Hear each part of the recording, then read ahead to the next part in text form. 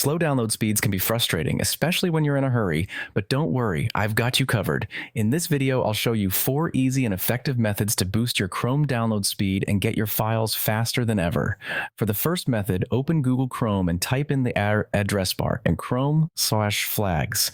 Press enter, then type parallel downloading in the search bar. Make sure this option is enabled, then click relaunch to restart Chrome.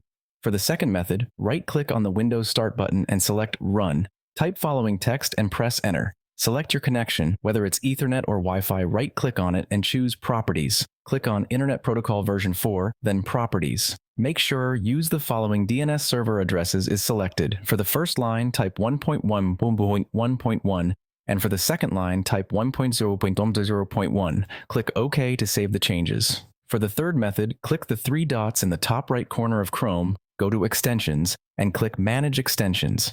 Check for any weird or spammy extensions and remove them by clicking Remove.